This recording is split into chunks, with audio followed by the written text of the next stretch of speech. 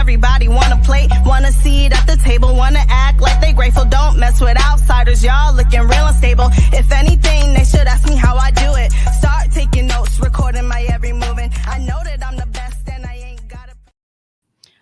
What's good, everyone? Welcome to KB's Community. We are Tone didn't turn my my buttons on, so he got me looking a little stupid, right. But it's okay. This is actually the first episode of the year, so I hope you all had a great holiday season. I hope you were able to spend time with your loved ones. Today, I am here with Harvey Scalez Jr. Yes. That's someone I'm extremely excited to have on today. That's good to hear. I am, because I know that you're like are you a second generation, or are you second generation? Yeah. So like, I love to hear about legacy. Yes, legacy. So yeah, that's always really exciting for me. So Harvey, do you have a nickname, or you just go by? I go by Scalez, actually, Scalez? Which is my last name, but people just call me Scalez. I went to a white high school, so like when I got to Menominee Falls, that's where I went. People call you by your, oh wow, you Indian alum. Okay, interesting. I don't meet too many Falls alums like that. No, but sure don't. A lot of the my white homeboys, I would say, they call you by your last name. Yes, like they Shashinsky or whatever their last name was. They always, so mine was Scalez. Hey, yo, Scalez. Like, that was my first time experiencing that. So then once I got into like hip hop culture, it kind of go with the hand, the scale and drugs and blah, blah, blah. So I just kind of tied it all. That's actually, your last name works perfectly for that. Musical scale, you know what I mean? It's many different ways that it can be used. Yeah. So that's where I kind of. Okay, so Scalez. We're here talking to Scalez today. Yep. So you are a podcaster, an artist, a manager, and what else? And an actor. Yeah. So you just love all things creative. Yeah, I've gotten to a space. I used to teach for about 10 years. Okay. You know what I mean? But after COVID, I didn't go back to that. And I think one of the positive things I took out of COVID, because I know it messed with a lot of people and emotionally, we lost people and all that. But one of the positive things I took out of that is I started the Slick Talk with Scalez podcast during the pandemic. So from there to come full circle to today, Maya P that I manage, Destiny Lynn that I manage, I met both of them through my podcast. Okay, I was going to ask you about that. So that's kind of how that started. Even another artist I work with named Young Swagger out of Racine, I met him through interviewing him on my pod. So the birth of the pod created all these other avenues. Steve-O, who does the movies that I've been in, he's my cousin, but our relationship grew because he sponsored the pod and was coming on the pod. So when he had a role, he like, hey, cuz, I got this role, you want to play it? But he was seeing me and frequently seeing me and knowing that I was serious about what I was doing and committed to doing things because he had seen what we were doing with the pod. So right. I give all praises to the pod, because if it wasn't for that, I wouldn't have 90% of the things that I got going on right now. I can say I only started doing this in June, but I can say since then, I've definitely seen my network grow. And I already had a pretty extensive network, but just it's been really good tapping in with people and really making personal connections, because you don't really know people until you sit down and talk with them. Absolutely. So yeah, it's been great. So hopefully it leads me to somewhere like that as well. Because my thing is in anything, because I am on episode 208 and I'm on my third year of Slick Talk. So you're consistent. Yeah. So the thing about it is just trying to figure out how to grow from it. You know what I mean? I was able to build a network. So now I got another show on there hosted by B Jones, and it's called Pick and Roll. It's a sports podcast hosted by comedian B Jones. So the goal was to build my YouTube channel, get monetized. That happened. So then the next goal was to build the network, add a show to the network. That happened. So now it's about expounding, just like I was talking to Tone off the air. It's about getting all the Black podcasters in Milwaukee in one building. So that's my next thing. Even with what I'm doing, even what I'm doing with the music with Maya and Destiny, my goal is if I ever get a label imprint or anything like that, is to create a media outlet for it, so I can come back home and help build the Black media. Yeah. So yeah, that's what I aspire to be able to do one day. I still got connections to make. I feel like I've made some really good connections, but I feel like that's really what I want to do. I want to be able to highlight the community to other bigger areas, because I know that we've been slept on for so long. I literally created the pod because I was an artist and I was like, damn, I can't really get no interviews like that. You know what I mean? And I'm thinking that as I would go around, I talk to my peers and constituents, and they'll be like, yo, bro, niggas don't even get no press around here. We don't get no interviews. If I don't post on Facebook or Instagram, nobody even know what I got going on for real.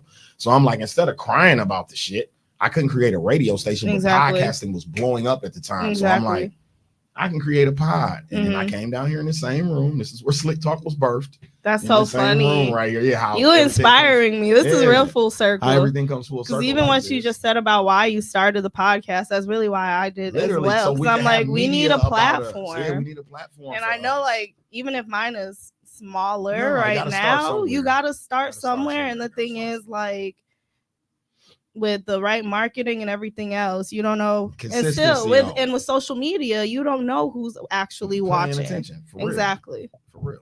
That's what has helped grow the music scene here is social media and the internet. I don't think Milwaukee is buzzing the way we are without TikTok, without you know what I mean, YouTube, without because I'm an artist, as I was explaining to my artist the other day, Maya P, that she can drop a record and 10 minutes later we can go look at her analytics and look at her comment section, and it's people from Connecticut, people from Singapore, people from Brazil, people from Africa in her comments in 10 minutes. Somebody like me 15 years ago, I had to go to Chicago with CDs in my trunk, get out in front of the mall and be like, hey, you want to buy some, you know what I mean, some unsigned talent? Like, it's totally different. And I think that opened up a place like Milwaukee where labels weren't coming to discover talent. It was able to put us on the stage in front of the world. So I think the internet has played the biggest role. That's made Milwaukee relevant.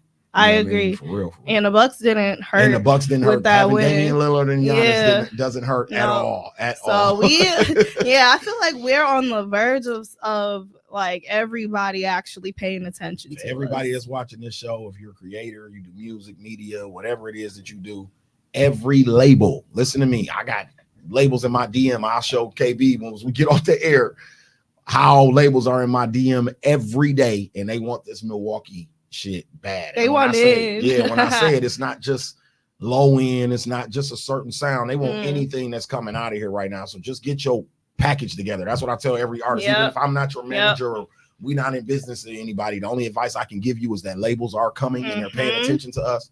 So get your shit together. Yep, that's what I've been focusing on right now as well, because I pay attention. I recently just started doing A&R as well.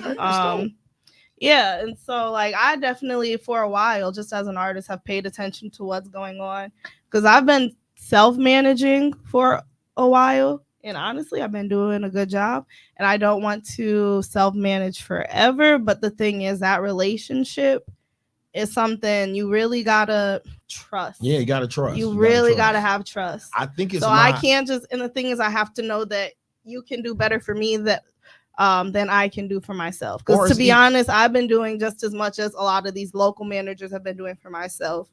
So it's even I tell people all the time when they ask me about managing, it's three things, right? So to me, the number one thing is that you have to be willing to invest time and money. And I say a little bit of time and a lot of money, but your time is money. So you're really, you know what I mean? If you're not willing to spend your last, decide like, am I going to put gas in my car or pay to put my music on DistroKid? If you're not willing to make that decision, then you're not really serious about doing this. That's first of all. Second of all, you have to have something for me to manage. You know what I mean? Artist development and managing are two totally different things. You understand what I'm saying? Exactly. So artist development, we're still trying to create your sound, your style, your image, blah, blah, blah. Right. By the time you get to me, you should have all those ducks in a row, where all I'm helping you do is manage that. Right. So like for my end, Destiny Lynn, for example, they already have their brand. They already have their brand, their platform, all that. But once you get to a certain status, to look professional and to be respected by your peers, you have to have representation, a lawyer, a manager, an accountant, all three or one of the three, to be taken serious. You get what I'm saying? And once your motion becomes too too your movement gets to moving too fast, you got to be kind of like an octopus. So you need to add extra arms to what you're doing, because as an artist, you still got to be creative. You still got to, you know what I mean, do all these things. It is hard to do everything yourself. We're in a DIY game now, where you need assistance. Like, you hear all these people be like, "Oh, I'm an independent rapper." Like, don't believe that. This nigga got a whole team of people behind what he's doing. He just don't got a label doing what they do for artists normally, but he got a team of his peers and friends and people that he know operating like a label. So you get what I'm saying? So it's twofold. Don't get tricked into, hey, everybody do this by themselves. No, I am here to tell you, Beyonce down to your neighborhood artists that got a buzz, all got a team. There's nobody in between that don't got a team helping them doing what they do. Period. Right. You know what I mean? So you got to have some type of representation. And like, people always be like, you manage me and blah, blah, blah, blah. You got to have something for me to manage, or else then we're artists developing, and that's something totally different than management. You know what I mean? So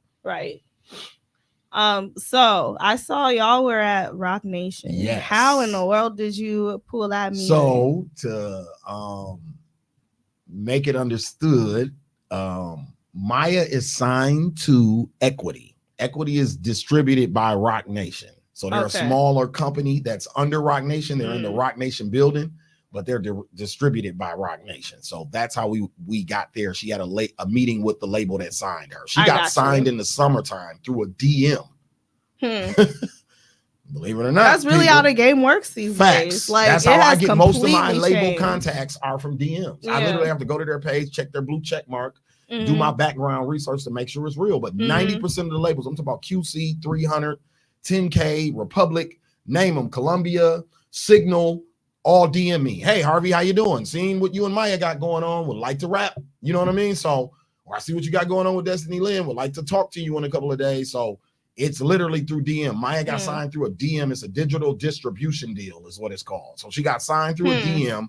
Then they flew us to New York 90 days after the deal was done. And that's how we were at the Rock Nation building. But me and Maya had a meeting at Republic Records, who has Coi Leray, Drake, Taylor Swift, Nicki Minaj. That's the label that they're all signed to. We had a meeting with Republic in November, I believe that was. So yeah, we've been in New York 3 times for label meetings so far in the last 6 months. So, and we leave for Atlanta next week for her to shoot her off the porch interview and shoot a video down there and go meet with our entertainment lawyer also. So that's so dope. Did you see yourself being a manager? No. Did you know that was something you wanted to do for a long time? Not at all. So people used to always tell me this. I had a friend of mine named Michael J. Curtis. He was a comedian, and he used to always tell me, like, yo, you remind me of managers. Like, when I go on the road and do comedy shows, you remind me of the nigga who set up the show, or the nigga who, you know, is the middleman, or the nigga who booked the artist. Like, you seem like that guy.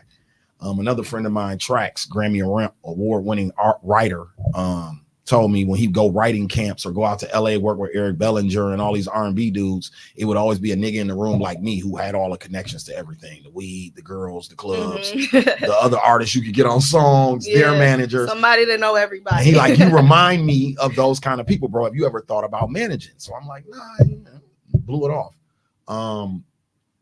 Maya P is how this happened. She came on my show with the Jam Fest. They do this show every year with a lot of local talent called Jam Fest. An artist named by the name of PBG the Prince puts on this show where he has about 14 or 15 local artists perform. And the last one was at the Miramar, and Maya was on that. So I had them on the podcast. I interviewed her. It was her first interview ever. Like I said, she just started rapping 8 months ago. So for people to get her backstory, Maya got signed in 4 months after she first recorded her first song. She had a record deal already. I know it's strange to hear from Milwaukee because most of us, it's a grind, but for her, it literally happened. A lot of niggas been doing this for 10 years. Yeah, exactly. Even if you take somebody like Chicken, it's been an 8-year run for Chicken to get to where he is right now. So Destiny Lynn been grinding for a long time. Even Lakia, it didn't happen right overnight for Lakia either. So Maya literally is an overnight sensation. But anyway, she came on my show. I interviewed her. And then about 3 months later, we were at this event. I used to work, like I said, I used to teach. So I used to work through this program called New Life through the community. And believe it or not, Maya's auntie worked with me. So while Maya and her mom were looking for a manager, the auntie has suggested, Hey, Harvey, who we was watching in the Tubi movie the other night, the guy I told you I worked with, his dad wrote the first platinum song in music history. And the nigga, he knows a little bit about music, so I think might want to ask him, do he want to has he ever managed or interested in managing? Long story short, they're doing a 50-year hip hop celebration event at my old job. They asked me to come up there to talk to the kids because I was just in a Tubi movie and I do hip hop. So my boss, Jody Rhodes, called me. Hey, Harvey, can you come? Sure, I'll come. Maya's on the bill too. I didn't know Maya was going to be on the bill. Maya's aunt used to work at New Life, like I said, so they had Maya come because the kids love Maya in Milwaukee right now. So, they sure do. So we're both there. Long story short, mom grabs me in the hallway. Harvey, my sister, I said, yeah, your sister said something to me about it, but I didn't know. I want you to manage my daughter. She has a record deal, blah, blah, blah. What caught my ear was that she was signed already and she didn't have a manager. And I know that's the golden rule of this industry. You're not even supposed to be in the industry without a lawyer, manager, or an accountant, like I said. So that was the thing that caught my ear. As I went home, so me and Maya took a picture that day. I remembered her from the podcast, but I went home that day and I went to YouTube, Instagram, TikTok, looked at the numbers, and she was viral. And I was like, Jesus Christ, this is happening right here in my city. You know what I mean? I'm not a low-end dude. I'm not. Maya's in high school. I'm a grown-ass man. So our is world. She still in high school? I knew she was young, well, like she graduated really young. in December. Oh, she is a baby. Graduated early. Yeah, so she graduated early. You know what I mean? So yeah, like Maya was doing homework from the road. Like we had to email teachers things. Like even her teachers know that she's a rapper. Like it was the coolest thing ever once I got fully involved. But Maya literally made me do what I'm doing. About a week after Maya gave me the job and I made the announcement that I was managing Maya, Destiny Lynn, who's co-managed by a friend of mine named Trey, but he handles more of her internet stuff. So like her posting, you know, her internet interactions. But Destiny needed a manager who could move around with her, who could go places, be a mouthpiece with her. Trey kind of drives trucks on the road. He'd be gone a lot. So they him and Destiny asked me to come on board and go 50-50 with him, with managing him. So that's how I ended up with Destiny. Okay. And the rest is history. So that's kind of like how is this all like extremely recent for you? Very recent. Yeah, within like the last 6 few months. Yeah, okay. Last 6 months. I started in June. On my daddy management started on my in June. daddy. Yeah, my daddy management. I'll be randomly saying that throughout the day for some reason. It just be stuck in my head. Good. I want it to be a household name. Real. Yeah. Is that why you named it that? Between that and your father's legacy? Yeah, that's Maya's tagline on my daddy. And Maya's the person who made me a manager. And then because of my dad's history, I just wanted to tie all of that together. Yeah. So. Can you tell just a little bit of your dad's history for the people who don't know? My dad's history for people who don't know, his name is Harvey Scalez. My name is Harvey Scalez Jr. His name is Harvey Scalez Sr. And he wrote the first platinum song in music history, right? The song is called Disco Lady for Johnny Taylor. The song went 3 times platinum in 1978. And my dad got the first platinum plaque. So before they gave them anyone a plaque for going platinum, the first record that the recording industry gave it to was Disco Lady. Okay. And that was the song that my dad wrote. You know what I mean? So he's from Milwaukee, Wisconsin. He grew up in Lapham Park. Had been in the music business since he was 15 years old. He passed away like 3 years ago. But he did phenomenal things. I'm originally from Oakland, California, because he was signed to Casablanca Records in the late 70s, early 80s. So I'm the only one of 13 children that's from Oakland, California. I'm the only one that has his name. Are you the youngest? I'm the youngest. Okay. Yep. And I'm the only one that has his name. The one that's closest to me is 10 years older than me. So I'm like the baby of everybody's baby. So I tell everybody I got like 11 mamas and daddies. Okay. You know what I'm saying? So, and that's kind of it. That's the history of that guy. But yeah, for people who don't know, the first platinum song was written by somebody from Milwaukee, Wisconsin. A lot of people don't know that, but that's history right there. And that's real. He has his own day in the city. It's February 11th. I was able to get that done. I'm working on a statue for him right now. Also, do you know where it would be? It's going to be on 3rd Street in Bronzeville somewhere. That's when I'm working on a location. Okay, yeah. Not too far from the Martin Luther King one. Okay, that's down there. Yeah, that would be really great to be able to do that. Absolutely. Yeah. So, what has been the biggest challenge in managing so far, and what has been the greatest reward? Okay, I'll do the challenge first. I think the biggest challenge is communication. Okay. And I guess coming from a past of being an artist myself and you being an artist, you know what I'm talking about. We'll get in a box where we like fuck everybody and we just gonna do this shit ourselves. Oh my God, I've been there and I'm kind of there, and then I'm also realizing I can't be there because I do need help. Communication is key, and I mean that's something as Black people and something that we struggle with anyway. So with me having 2 young ladies, right? I have to be very protective of them. I have to be protective of my artists if it's a male or female, but with them being young ladies, I definitely have to be protective. So I have to make sure I don't, when I'm grinding and going hard for them, I have to make sure I don't get in this space where I'm like, where I used to do as an artist, where I'll be like, man, fuck everybody, and I go in my box and I do it myself. We're a team, so I have to constantly be communicating with them. So I would say that's the hardest part of this, because I got so much music history and experience that nothing else really rattles me. The hardest thing is managing the relationships that I got between them, because as your manager, I'm here to help you with every relationship, whether it's your mother, your father, your boyfriend, your girlfriend, you and your producer, you and your content creator, you and your photographer, you and your engineer, you and your whatever. I'm the middleman in all of those relationships. So that's what I'm here to make sure that both parties are satisfied. You know what I mean? And that your boyfriend or your mama and your daddy aren't getting on you too much and stressing you out too bad that it's affecting our work. And vice versa. You know what I mean? That you're not acting like an asshole to people who really love you and support you. So I kind of fall in the middle with that. So that would be the hard part. The reward is my city is shining right now. And I'm just happy to be one of the flag carrying guys right now. You know what I'm saying? I'm happy to be one of the guys when labels hit me up or other artists hit me up and be like, I love what's going on in Milwaukee. I'm happy that they're associating me with that, and I haven't even touched the microphone to be a part of this movement. You know what I mean? So that's the glory that I take away from it, that I'm gonna be able to walk 2 or 3 artists in the labels and get them to accomplish their dream. I know what that means, because I used to sit up and dream about this shit every night myself. So to be able to be a part of that, walking somebody into their dream, taking Maya to New York and being Rock Nation and see Jay-Z's office and all that shit, that's inspiring. You know what I mean? And Maya has to come back home, and I have to come back home and tell my friends and family that, and that's inspiring the people that's around me. And as more and more we have that going on, you'll start seeing a culture shift around here, for real, for real. Right, definitely.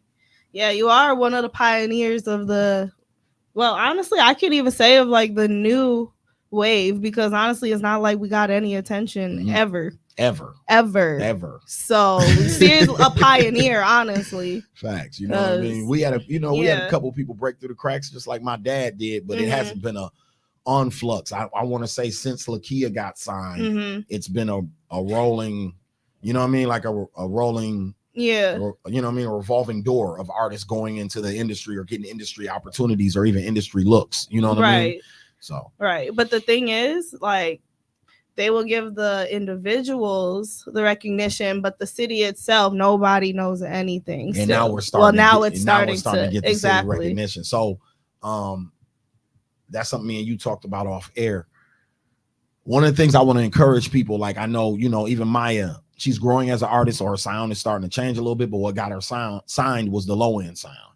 But even like with Destiny doesn't do low end music at all. Destiny's respected as one of the best female rappers in the game. Like I get inboxes from Complex Magazine, all kind of big write-ups, and that's how they view Destiny. Like she's a spitter for the females, you know what I mean? So it's a lane for everybody. The whole thing that you want is the Kia Boy low-end shit brought attention to our market. But once labels start looking at the market, now they're really looking for the talent. Now they've gotten past the fascination of, oh, this is where they steal cars and they make this low-end heavy bass sound music that you can dance and do the point and dance to. Now they're looking at who's been selling out the Cactus Club, or who's been packing out these venues, or who's been killing blog sites from here, and who's been doing this, who's been doing Summerfest every year, and who's been doing, those are the people. So just have your portfolio and your shit together when these labels start coming and looking, because they're in my inbox and they're not just asking me for Destiny and Maya, because both of them already kind of got situations going on. So labels can't even do nothing for them. They're asking me, what else do you guys got? You get what I'm saying? So just have your ducks in a row right now. That's the only advice I could give to any artist. It's not about your talent. I'm here to tell everybody, it's not about the talent. Hustle beats talent 100% of the times. You know what I'm saying? So it's about your hustle and having your business portfolio and acumen together. And that's as simple as having a manager. If you don't want a manager, get an entertainment lawyer. They operate the same, or get you both. But what made the label start taking Maya serious, even as a 17-year-old artist, was that she had representation. And then the representation she went and got. Dad was in the music business for 80 years. You know what I mean? Yeah. He's been in the music business for 30 years of his life. So his own life. So when you go get you somebody like that, so many labels have told Maya, like, you're lucky to have somebody like Harvey. Because you don't know how many managers we talk to who don't know what the hell they talking about. So many managers that do not that don't know what anything. they doing. They don't you know what I mean?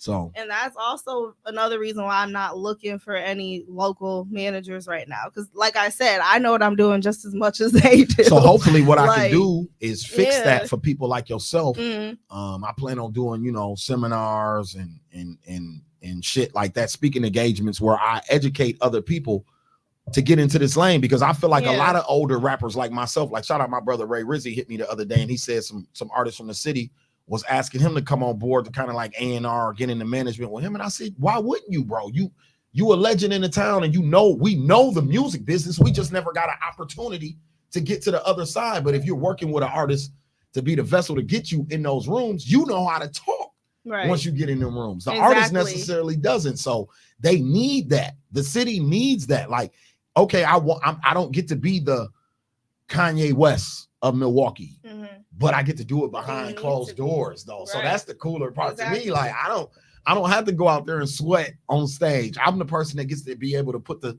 connections behind closed doors, and for it to be a ripple effect where it affects this move that I made affects other artists. Like, for instance, On the Radar came here and did those freestyles. And we were in New York for that picture that you're talking about at Rock Nation.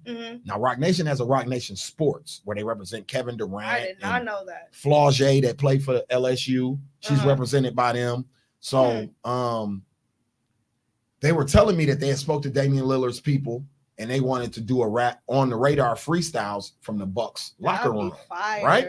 So I told them, I said, if you come do it, now I'm not just talking about Maya, but if you come do it, Dame can't be the only person on there. We have a burgeoning music scene in Milwaukee that if they come there and only shoot him, it's gonna look fucked up. That would be messed up. So me, simple as me saying that. Gabe from On the Radar came here. He shot 6 of us with Damian Lillard in the Bucks arena, and then he went to Timeless Studios and shot about 16 other local artists. That's the one that I saw. I didn't even know about the one that. Yeah, because they haven't been able to leak that one yet. That's me. I just gave you an exclusive right here on the Community Podcast. KB, get an exclusive. Exclusive air horn. If you fix if Tone had, Tone wearing many hats around here, man. When you like that, when you like me, Tone like me, man. When you're wearing a lot of hats, sometimes certain shit just slips your mind. It'd be like that for real. But. Okay, so I have a question for you though. So I need to. Okay, so have you heard of MKE Expanded? Yeah. Okay, so I started working with. I don't know if you've heard of Mocha. Yeah, Mocha. She hit me up the other day. Mocha Mocha Music or something. Yeah, she hit me up not too long ago. I'm the event director now. Oh. We got some big stuff planned. We got some big 4-on-4 day stuff planned. I'm not gonna leak it to everybody right now, but before that I wanted to host an event that would be like an artist panel, and like not really an artist panel, but just people, a music panel and a marketing panel. So you just said that you want to speak, so with you saying that, it would be dope to have you. I feel like you would like be a very great. Hit me up. I would be honored. Okay, I didn't even know she hit you up. Yeah, she hit me up for me and her to meet, and I apologize because my schedules got crossed. He gonna get to it, but this probably is how we're gonna meet now, because I'm definitely gonna do that panel. That'd be so dope. Yeah, I actually should. Thanks. We'll talk off the air where we can collab, and I'll come on and we can do that shit like every 90 days or something. That would be amazing. You know what I mean? So, absolutely. Yeah, we're gonna talk then later. Yep. Okay, let's see. I was gonna say, what other advice do you have for the local artists who are trying to gain recognition? I mean, like now? I said, I would just keep my nose to the grind. You know what I mean? And like, it's about. So really, another tidbit I'll give y'all. It's numbers, ladies and gentlemen. It is. I don't know what platform you can get on and create your motion, whether it be TikTok, SoundCloud even works still. Believe it or not, SoundCloud still works because it's all about numbers. If you can garnish an audience on any of those platforms, is what makes media companies and record labels get interested in what you got going on. You know what I mean? So that's what's working, for instance, for B. Jones and Myron with the internet comedian thing. If they can, even Kelly Kills, if you can garnish an audience of people, thousands of likes and streams and likes and reposts, that will make companies want to invest in what you got going on. You know what I'm saying? Whether it be a record company, media company, film company, whatever, because today that's where product placement is at. Number one, we're not reading newspapers or picking up magazines anymore. It's all right here. Exactly. You know what I mean? So so they have to attach themselves to people like us, social influencers who run this. Right. So that's where your value is. It's in your numbers. It doesn't matter if it's Facebook, Twitter, whatever platform you can get it popping and get popular at. That's your gold mine. How do you think people can get their numbers up? I know it's consistently posting every day, being annoying. But a lot of people, I think a lot of us are not like. I think a lot of us are too cool for school. Post that shit. You're your best promoter. Post it to the point that people like me want to repost it for you, and then that's when the traction comes. I seen it happen with an artist from here, Certified Trapper. People were laughing at him. They thought his music was funny, corny. Now Lil Tyler just bought a beat from him and did a feature with him recently. Industry people are buying beats from him. Maya got 3-4 beats from him on her next project. That I didn't even know he produced. He does his own beats. That sound, that Milwaukee clap. Shimone. Yeah. Shimone, exactly. And funny about Shimone, the label didn't want him to put it out. He put it out anyway. So that's what I'm telling you, where we're at in the game is that the label is just kind of here to help you today, because we're making our own stars. I love that for us, because too many people in the past have had their lives completely controlled by labels. And that is no way to live. It's like, is it even worth it at that point? Now, what they're doing is, and I want to educate people on this, what they're doing is licensing deals, right? So when you hear somebody say, oh, I own my content, okay, that's fine. But the platform that you're uploading your content to is owned by somebody. Right. And you have to go into a licensing agreement with them in order to do that. So what record companies are doing now, this is the trick, because you want to look independent. That's the look. Everybody want to look like they self-made. That's the DIY world that we live in, right?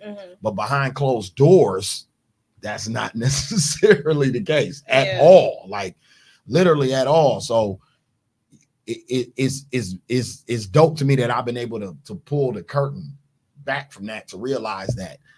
That's why I keep saying, don't believe the hype that people are doing this shit by themselves. They're not. So many of us get wrapped up in, oh, I seen such and such and they self-made. No, it's a whole team of people behind them, helping them. And then another advice I'm gonna give people, stop expecting your family members and shit to support you. Because this is the thing. You're from Milwaukee, right? Maybe if you was from LA, New York, even Atlanta, your mom and dad, auntie, uncle, cousin could understand what you're doing, because it's multimillionaires right down the street off of movies, film, and music. But in Milwaukee, ain't no multimillionaires here off of that. So they're gonna tell you, go get a job, go to school. No, we're not coming to your show because we don't even really understand what you got going on for real. So that's something else that we have to do here, is that you can't get discouraged by that. You got to understand where you're at. And you also may need to go to places where people respect that. You understand what I'm saying? But you can't get mad at your family members because they don't really understand the business. You know what I mean? So. Especially, and I can tell you, when I first started, I definitely felt that. Like, I was angry at everybody who was not supporting. I was angry at people who was unfollowing me. Like, and then you, like, honestly, the more you network, you realize it's personal, but it's not personal. And you gotta love the people that love you. It feels personal, but it's not personal. We'll get 100 comments in our comment section and concentrate on that one person that said this shit was trash. Why? What about the 99 people that just showed you love? Like, we ignore the people who love us and give so much energy to people who hate on us, and that's crazy to me. You know what I mean? Yeah, like, why do we feed into that? Fuck them. Who cares? If they don't like you, okay, they don't like you. Move on from that. But show love to the people, because to me it's kind of discouraging, or you blowing off the people that show you love if you give all the energy to negative shit. That's you know true. What I mean? So. And I noticed that. I feel like I started doing that as well, because I'm like, there actually were so many people saying, oh wow, this is really great that you're doing this is inspiring, oh, you're so good, blah blah blah. But what I was concentrating on was everybody that was rejecting it versus everybody that was like, wow, it's great watching you come into your own. You know? Yeah, that's Harvey. Somebody said Harvey. yes. That's him. Yeah. So, but you were right about that. Yeah. So I try to tell people about that all the time. Just be looking at the game, like comparing yourself to your peers, and just watching the numbers and try to bring something new. You know what I mean? Just I know it's a lot of fodder, it's a lot of shit out here, so it's kind of hard to cipher through it. But you even take a guy like Steve the Stoner. He's found his niche, and that's dancing. People are laughing at him or whatever, but he gets here and did his little dance. Yeah, you know what I'm saying? He gets his impressions, he gets his views, he gets his insights. And when I talk to labels, he's one of the names that they're bringing up when I talk to labels from Milwaukee. So, I mean, when I talk to labels about Milwaukee. So that's what I'm saying. Find your niche, whatever it is. If people are laughing at you, that's a good thing, because that means they watching. You know what I mean? Even if they hating, they gave you a view. That view counts towards your view count. So Suki Hana or whoever her name was just proposed to him. Yeah, exactly. The comments were full of haters. They did not pass the vibe. He got on somebody's platform that has 1 million followers. You know what I mean? So that's what the whole goal in this shit is. He won anyway. He won. Right. He's winning at the end of the day. It's costing him nothing to produce and upload those videos. He's doing it for free. You know what I mean? Yeah. Pay a cell phone bill every month. And he can post that shit anytime he feel like it. It's that simple. Right. And I come from an era where you used to have to pay thousands of dollars to even get attention of somebody famous. You know what I mean? So that's where the game changed. And I think that's what opened it up for a market like Milwaukee, where we don't have famous people just walking down the street, or Tyler Perry building studios around the corner from our house. Yeah. But we got people like Steve-O and Swift shooting movies and casting people right here in Milwaukee to be in the movies, and they're going to Tubi and Amazon. So it's happening. It's just happened, small baby steps for us to get to, you know, where the final goal is. But what was the movie that you were in? I was in Trust Nobody 2, available right now on Tubi and Amazon Prime. Trust Nobody 2. Trust Nobody 2. So yeah. Who else is in it locally? Or who's from? Who else is in it locally? Damn, there's a few people in it. They shot it here. They shot it here. Okay. Swift is in it, but Fatboy SSE. So actually, Trust Nobody 2 got a lot of national people in it. It was just filmed in Milwaukee. So Jamal Woodard, from the Notorious movie, he played Biggie. Who'll be in all the Tubi movies. He's in it. Fatboy SSE. Oh, that's exciting. I'm gonna have to go home and watch. He's in it. Fatboy SSE, who's popular, like I was saying, from Instagram. He's in it. Locally, I'm trying to think of who else is in it. Chicken Will, a comedian from here, he's in it. Ken Black, a comedian from here, he's also in it. Swift is in it, even though it's a Steve film. Swift, who does his own movies too, he's acting in it because he's my boss in the movie. Another comedian named Chris Kennedy from Philadelphia is in it. So mine got a lot of, you know, it wasn't that many local people in mind. Now that you got me thinking about the cast, that actually makes me, I don't want to say that it makes me feel good about that, it but does, like though, it does, because I had a conversation on this show recently about how once the city actually becomes an industry hub and people see that we have actors and people who shoot movies, we have podcasters, we have recording artists, we have everything. Then when it becomes an industry hub, people will start flying here. Well, you got to look at it. They bring the money here. We're right around the corner from Chicago, right? Yeah. So when you look at it, New York became a hub, and then New Jersey was able to blow, grow off of New York because they're right there. Like, oh, if it's too overcrowded in New York, well, we're right here 30 minutes away. Exactly. And we provide the same amenities. Yeah, we like Chicago little cousins. That's all we got to start doing. Once we build our industry here, they coming, because a lot of people don't know Lake Geneva used to have one of the state-of-the-art studios in the music business. So like Leonard Skinner, Led Zeppelin, a lot of white rock groups, even Nirvana did their album in Madison, Wisconsin. So a lot of people don't know artists would come here and record their albums, because it's almost like Kanye going to Wyoming and doing that album a couple years ago. It takes you completely off the grid if you come to Wisconsin. That's like true. I said, there's no media, there's no paparazzi here. You know what I mean? When Halle Berry was dating Eric Benet, she could walk around Brookfield Mall freely because there was no paparazzi here chasing her around the mall. So that's one of the glorifications that people find about this little gym that we got sitting here, is that, oh, it's lit, it's popping, but it ain't no paparazzi and hassle here for me. It is a little I can just be myself here. You know what I mean? Yeah. It's nice to hear your views on this. Yeah, absolutely. So you say you've been in the music industry my entire life. Years? Yeah, my entire life. When I got out of high school, I started rapping. So I went to Morris Brown in Atlanta. for school, and I stayed down there even after I got out of school for about 8 years, and then I came back up here. But during that whole process, I was working on music. I was with Rico Love during his process, his early stages before he got signed to Usher, and while he was with Usher. My homeboy Sounds did a lot of stuff for Rihanna during that run. I was around BMF in the early 2000s in Atlanta. So that's how I kind of got my own roots into music, separate from my dad. You know what I mean? Now, my dad, I've met everybody from MC Hammer to Ronald Isley to you name them. I mean, the list goes on with my dad. Like, it's amazing with him. But just on my own, I've been able to make my own connections and do my own thing. I do R&B live here every 2 months. And that's with Cigarette Break and Sean Hinton. We perform at the Warehouse every 2 months. Shout out to Lena Cole for that. It's been going on 13 years in the city, and I perform with a live band. I'm the only rapper that's a part of the set. Everybody else is R&B singers. I've done Summerfest, the rave, you name it. Like I said, I've been, one of the faces and names. I was recently working at Mr. B's, but I've been a promoter in the nightclubs here in the city for at least 10, 12 years. So all of that experience, I take it and it makes me on my daddy management. You take all of that shit and you put it in a pot and you mix it up, you pour it in a bowl, and you get OMD management.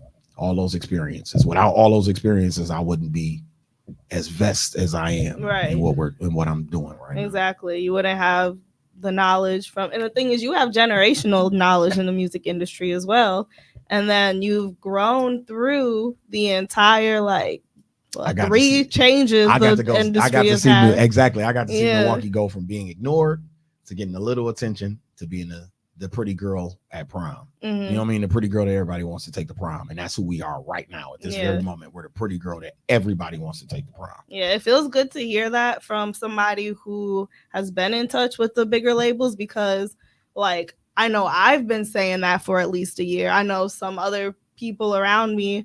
I don't know if you know DJ Payday is. Yeah, Payday. That's my boy. That's Shout out Payday. Homie. Payday's done beats for me. Oh, okay, me too. Payday we work together. Payday and 40 Mil. Yeah, that's one of my really good friends. But yeah, just hearing it, because he's third generation too. So I don't know if your fathers ever knew each other and worked together. That'd be kind of cool too. I think they did work together. Yeah.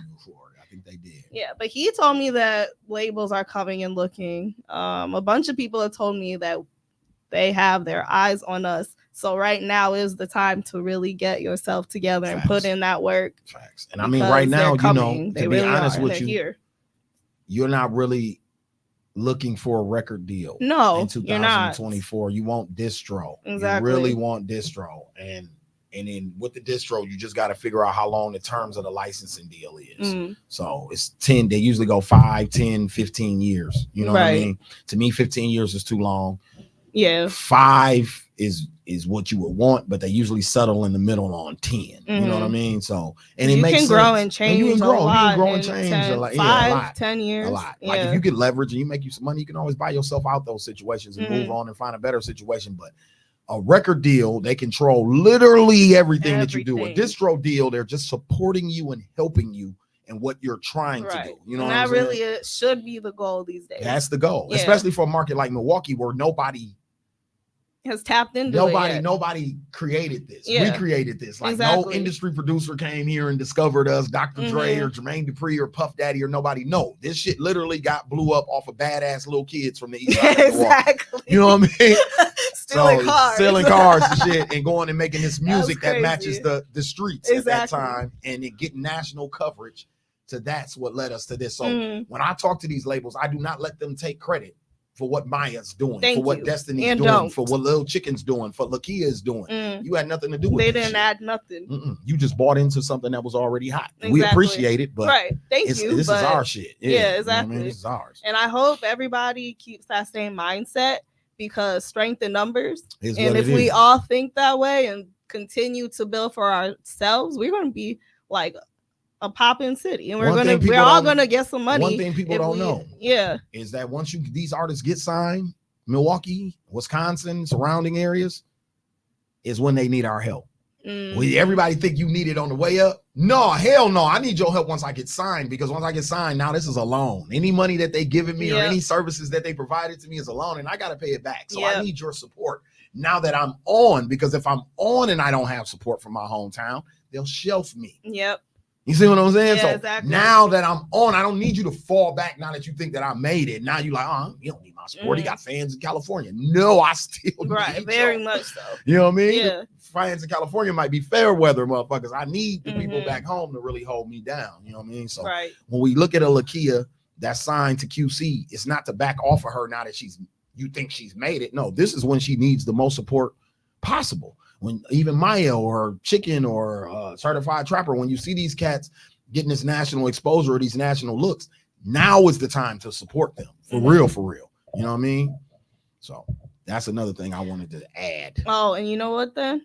That should also be a good lesson for the people that say, if you don't support me now, don't support me in the future. Now you need them in the future, or else you're going to be broke. Like I said, I'm in the middle. So on the other side, on the artist side, what she said is correct. Yeah. That's a dumb mindset to have. You know what I mean? You need people to support you always, but you really need it once you get that loan from the record company, because it's worse than a loan from a bank. It's worse than a loan from a car dealership. They take everything. Yeah, they take everything. You be homeless. Yeah, you be homeless. Exactly. And you'll be owing them for the rest of your life. So you know what I'm saying? That's the whole thing about the shit, is that once you made it is when the support really needs to kick in. You know what I mean? On both sides. Yeah. So I will tell you, I went and I looked you up. I listened to your song Black Excellence. Wow. Because you were on Radio Milwaukee performing it. Tell me about that song. So that song comes about because I was doing a project called Mansa Musa, and I didn't know that was gonna be my last solo project. It was giving me them kind of vibes when I went into the process of doing it, but it did end up being my last solo. Now I put out some collab projects with Mecca Mala and Elisa Nicole since that project, but Black Excellence was the song that started me out on that project, because one of my nicknames is Mansa Musa. And for people who don't know who Mansa Musa is, he's the richest man that ever lived. And he was an African king during the Kemet times, I believe, right before Christ was born.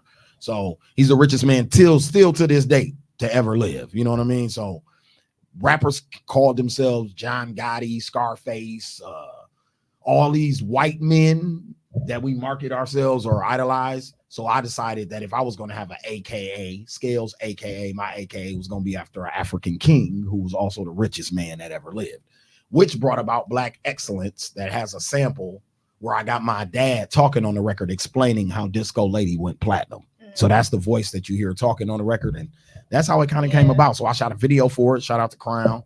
Shot a dope video for it with a lot of landmarks of Milwaukee in the video. I got to perform at 88.9. That was the same day that I was able to get my dad his own day in the city. So I performed on February 11th at the radio station and was able to get my dad his own plaque from the state of Wisconsin for having his own day in the city of Milwaukee or whatever. So yeah, that's the story behind Black Excellence. That's how that happened. Yeah. Well, you are definitely following the legacy and pursuing Black excellence. Trying to. Nah, we get in there. Definitely. Absolutely. So, just thanks again for being here. Do you have any closing thoughts you just want to share with the city, share with artists, share with anybody who would watch? Like I said, I think I kind of said it, and I'll just double down on it again. I think, like I was telling artists, don't be discouraged and think, because I've had a couple of artists that I talked to locally who've been like, oh, well, Maya do low end or Chicken do, they just looking for low end. No, they're not. So stop saying that. First of all, you're separating yourself. That's the problem with Milwaukee. It has to be a music community. I came from Atlanta during the era when BMF, Outkast, T.I., and all that shit blew up at the same time. And if anybody knows Outkast, it's totally different from what BMF was doing with Jeezy. But when they would come to music conferences, conventions, shows, all those people would be together. There was no separation between they do drug dealer rap and they do conscious rap. There was no separation. It was Atlanta hip hop. Exactly. And that's the same way it has to go here. And if all I'm going to tell an artist, any advice I could give you, have your shit together, your ASCAP, BMI. If you can't afford an entertainment lawyer or an accountant, get you a manager. You know what I mean? Preferably somebody you don't know like that. Someone that you know of, but you don't know like that. You know what I mean? Yeah. Try to get them invested in what you're doing and then have something for them to manage also. You know what I'm saying? Get your own motion and something going on. have something for them to manage. And it's strength in numbers. That's the last thing I'm gonna leave with. It's strength in numbers, because the label is looking at numbers. It's not about talent anymore. It's about numbers. Yeah. So, and that'll take the entire city for you to have numbers. So that means the entire market gets on because of your numbers, correct? Yeah. Oh, that's my last thing. For the local support that we don't get here. Yeah. Okay. Even if you don't know nothing about music, a building like the Sherman Phoenix, it grows and it blows up if the music scene blows up. Exactly. The whole market. We got hairdressers in here. We got girls who do nails in here. We got a classic upstairs with our clothes. We got a studio down here. We got restaurants.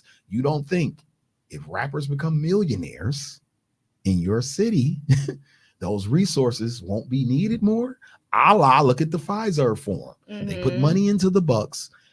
100 businesses came behind that because they put money into the Bucks. If you put money into your local talent who's got $1 million labels interested in investing in them, you're putting money into your city. You're investing in. But you too invested in. I don't want Harvey to be rich. Exactly. It's not about Harvey being rich. So invested in being a hater. Exactly. It's about your city. It's a lot being of that. Rich. I watched it happen in Atlanta. That's why there's so many businesses, Black-owned businesses in Atlanta, because hip hop, even though it might be financed by white companies, it's owned by Black people. Right. So at the end of the day, it can't do anything but help a city that's under the poverty line like ours. If you have 5 or 6 millionaires come from the ghetto from here, that can only help. Yep. It's gonna make artists that we're doing business with have to come to Milwaukee, and you're gonna have those amenities for them to be here. Right. It only makes sense. It does. So, but like I said, they need to stop hating. Stop hating. Stop hating. You hating on yourself. So we can come together. You hating on yourself. Do it the right way. Make some money, and I'll eat. It's that simple. Facts. All right. Well, thanks so much for being here, Harvey Scalez Jr. Make sure you check him out.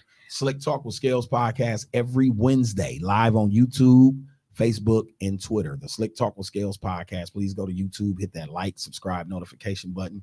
Keep up with everything that we got going on over there. That's about all I got going on. Also, tap in with Maya P and Destiny Lynn. Go stream that and follow them on TikTok and Instagram. And all that good shit. Please, please, please, please. All right. Thanks for watching. It worked.